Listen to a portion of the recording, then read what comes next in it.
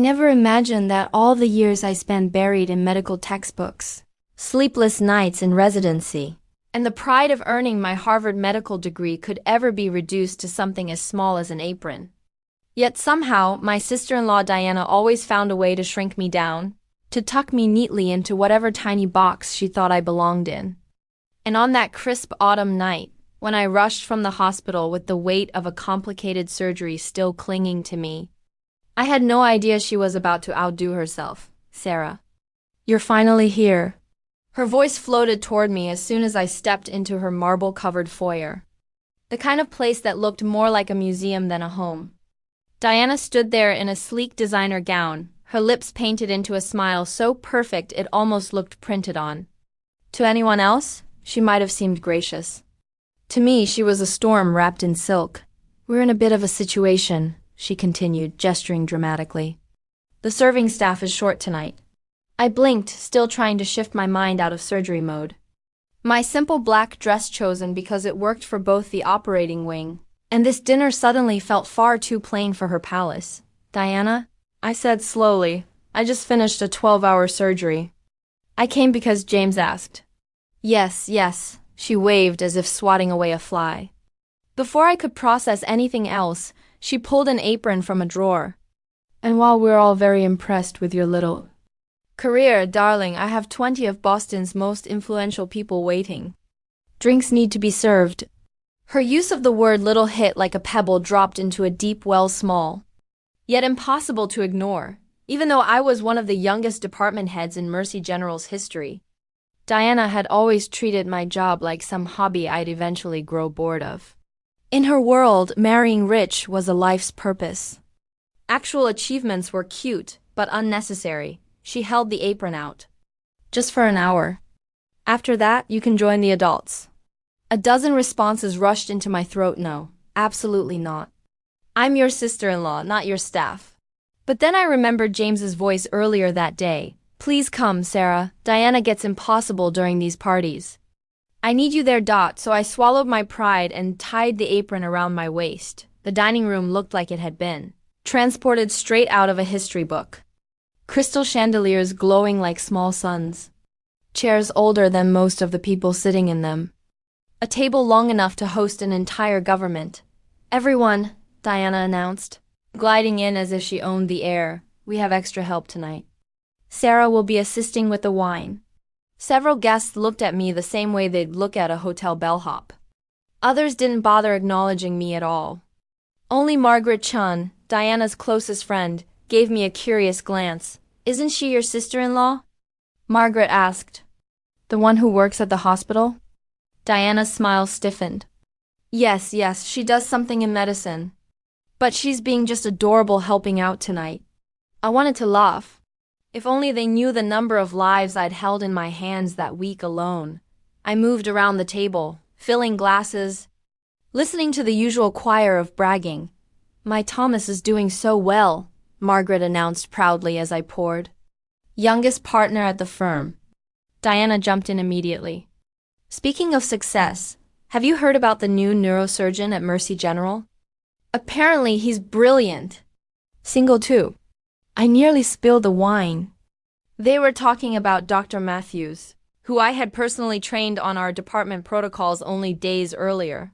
"Oh, we should introduce him to Olivia," another guest chimed. "She needs someone established." "Yes," Diana added. "You know how medical people can be? All work, no class." The irony burned, but I kept my face still. Years in medicine had taught me discipline. I had just turned to leave when a loud clatter echoed through the room. James, standing at the head of the table, had dropped his wine glass. His face twisted. His left arm hung oddly. Everything slowed. His speech slurred.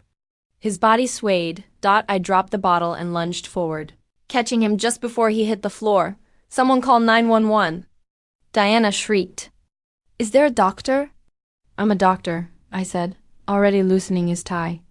"I'm Dr. Sarah Parker, head of neurosurgery at Mercy General. And he's showing signs of an acute stroke." Silence swallowed the room. Guests froze. Every pair of eyes locked on me, the woman wearing an apron who apparently did something in medicine. "Margaret," I commanded, Call 911 and tell them we have a probable stroke. Diana, I need his medication list. Someone grabbed my medical bag from the foyer. My voice rang with the kind of authority that didn't ask for respect. It demanded it. As guests scrambled. I felt Diana's stunned gaze on me. The same woman who'd belittled me minutes ago now watched me like I was the only solid thing in a collapsing world, but I didn't have time for her shock. James needed me. Sirens filled the distance, growing sharper by the second. And as they approached, something inside me shifted. Life had a funny way of rearranging roles, and tonight, mine was no longer the help. The next 48 hours blurred into hospital lights and quiet prayers. James had suffered an ischemic stroke, one caught just in time. Although I couldn't be his primary physician, I oversaw everything with Dr. Matthews to make sure he had the best care possible. Diana drifted around the waiting room like a ghost wearing designer clothing. Her foundation faded, mascara smudged, and the perfect image she usually carried cracked at the edges. Dr. Parker? Dr. Matthews said one afternoon, holding a chart. The medication is working. His prognosis is good, thanks to your quick action. Before I could reply, Margaret appeared, clutching her handbag like a life preserver. Oh, Sarah, Dr. Parker, she stuttered. I feel awful about the other night. If we'd known you were the Dr. Parker, the one who created that new stroke prevention technique, Dr. Matthews added, half smiling. Quite groundbreaking, really. Margaret flushed. Well, Diana always said you worked at the hospital, but we assumed... You assumed I was a nurse, I finished calmly. Or an orderly. Because I didn't arrive in a luxury car or wear designer clothes. The room went still. Diana stopped, pretending not to listen. Her eyes glistened with a mix of guilt and realization. Sarah, she began, then corrected herself. Dr. Parker? Could we talk? We stepped aside, and for once she looked small, human. James is asking for you, she whispered. Not as his doctor. As his sister. Would you... I didn't hesitate. I walked straight to his room. James lay propped up in bed, machines humming softly beside him. His face was weaker on one side, but his smile, that smile was unmistakable. There's my little sister, he managed. His speech slightly slurred, still saving my ass after all these years. Someone has to... I perched on the edge of his bed, falling easily into our familiar banter. Though next time, try something less dramatic than a stroke at dinner. A sprained ankle would suffice. His expression grew serious. Diana told him about the apron, the serving. I'm so sorry, Sarah. It's not your fault. No, but I let it happen. All these years I've let her treat you like you were somehow less than us. When the truth is, he gestured to the hospital room to the machines keeping track of his vital signs.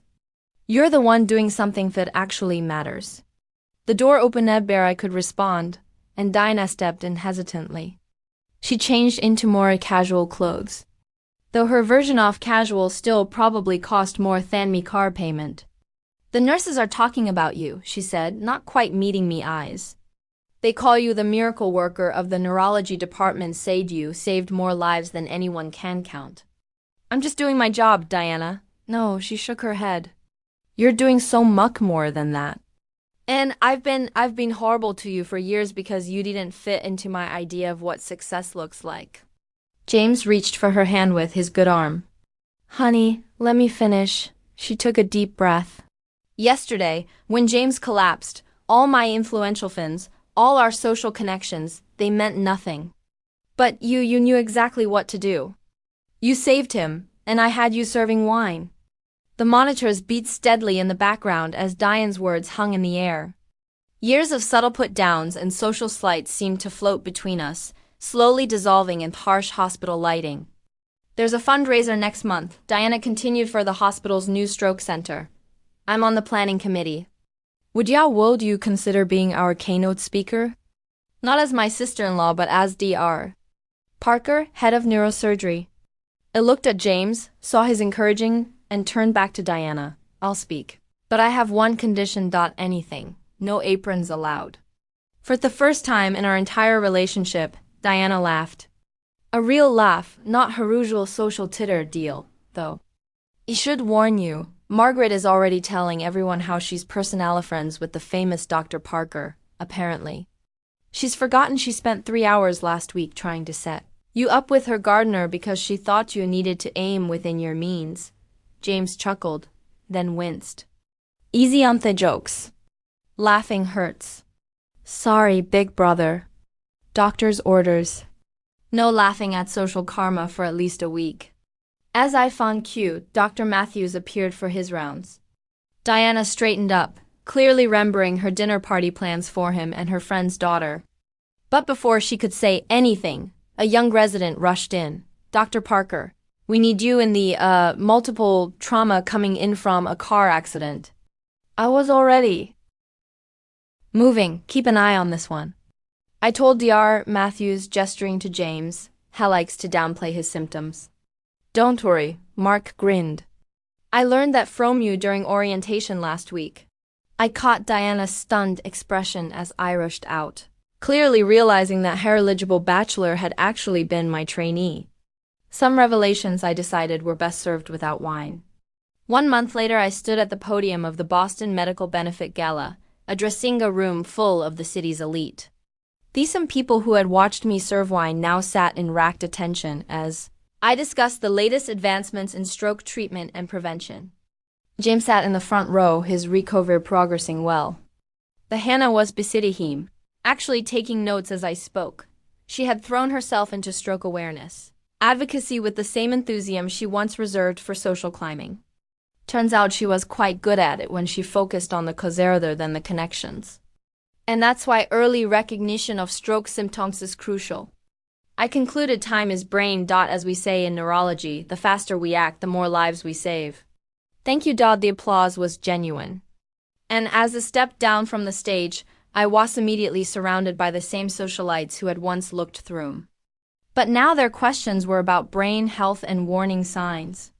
Note about my marital status or fashion choices. Dr. Parker Margaret Chen approached, looking appropriate a lickentrite. That was fascinating, though I must admit I'm still mortified about, well, everything. Water under the bridge, I assured her. Though I hear your son Thomas is now dating Dr. Matthew's sister. Funny how things work out. She had the grace to blush, remembering her attempts to match him with various socialites. Before she could respond, Diana clanked her glass for attention. I'd like to propose a toast, she announced, her voice carrying across the room to my sister-in-law. Dr. Sarah Parker, not just for saving my husband's life, but for teaching me that true worth isn't measured by social status or bank accounts, but by the lives we touch and the differences we make.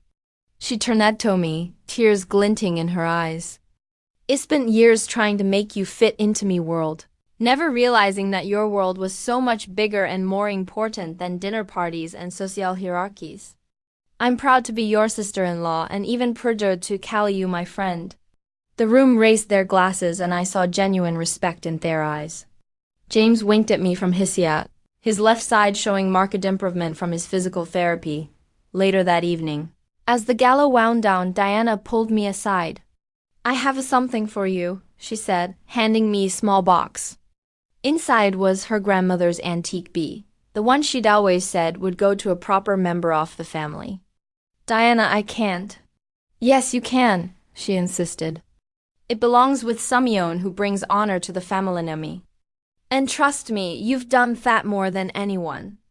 I closed my fingers around the bee, feeling the weight of Morethan just gold and gems. Thank you. No, she smiled. Thank you for showing me what real success looks like. As we walked out together, I caught a reflection in the ballroom mirrors. Two men who had finally found common ground in the most unexpected way. Sometimes it takes a crisis to reveal the truth about people. And sometimes the person serving your wine might just be the one who saves your life. I touched the brooch, now pinned to midrest, and smiled.